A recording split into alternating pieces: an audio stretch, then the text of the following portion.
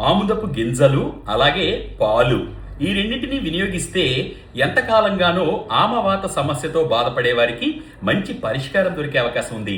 జై శ్రీరామ్. అందరికీ నమస్కారము. నేను ప్రదీప్ వానపల్లి. ముందుగా మా తల్లిదండ్రులకు, గురువులకు, పెద్దలకు పాదాలు పట్టి ప్రార్థిస్తున్నాను. జాయింట్ పెయిన్స్, తిన్న ఆహారం సరిగ్గా జీర్ణం కాక క్రిముల రూపంలో ఎక్కడైతే మనకి మెత్తటి పదార్థాలు ఉంటాయో ఈ జాయింట్స్ మధ్యలో అక్కడికి ఆ క్రిములు చేరి వాటిని విపరీతంగా ఇబ్బంది పెట్టేసి అక్కడ వాపు వచ్చేసి కీళ్ళు పట్టేసి మీ పని కూడా మీరు చేసుకోలేని పరిస్థితిలో ఉన్న వారి కోసం అద్భుతంగా పనిచేస్తుంది అని చెప్పబడినటువంటి చిట్కాని ఇప్పుడు నేను చెప్తున్నాను. మరి దీనికోసం ఆముదపు గింజలు, ఇవి మీకు ఆయుర్వేద మూలికలు అమ్మే ప్రదేశాల్లో దొరుకుతాయి. రెండవది పాలు. చాలా సులువుగా జాగ్రత్తగా గమనించండి.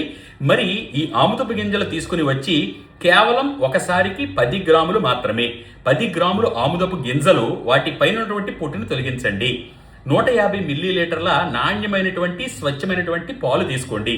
ఆవు పాలు అయితే శ్రేష్టమైనవి, లేని పక్షంలో ఏ పాలైనా పర్వాలేదు.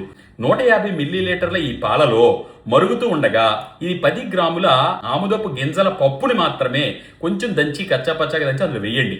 వేసిన తర్వాత బాగా ఉడకనివ్వండి. అంటే ఒక పాయసం తయారయ్యేలాగా తయారు చేసుకోండి. కానీ అందులో పంచదార కానీ, బెల్లం కానీ, తేనె కానీ ఏమీ కలపరాదు. ఈ విధంగా దగ్గరికి ఇంకిన తర్వాత దీనిని రోజు మొత్తంలో ఒకసారి మీరు ఖాళీ సమయంలో ఖాళీ కడుపుతో ఉండగానే తీసుకోవాలి. లోపలికి తీసుకున్న తరువాత ఇదేం చేస్తుంది, లోపల మీకు పేరుకుపోయినటువంటి దోషాలను మలం రూపంలో బయటికి పంపించేసే అవకాశాలు ఉంటాయి. తద్వారా దీర్ఘకాలికంగా మిమ్మల్ని ఇబ్బంది పెడుతున్నటువంటి వాతవ సమస్య, ఆమవాతము సమస్య నుంచి బయటపడే అవకాశాలు ఉన్నాయని చెప్పబడుతోంది. మరి ఈ చిట్కాని ఈ ఆమవాత సమస్యతో, జాయింట్ పెయిన్స్, కీళ్ళ నొప్పులతో బాధపడుతున్న వారికి తప్పకుండా షేర్ చేసి 10 మందికి ఉపయోగపడండి.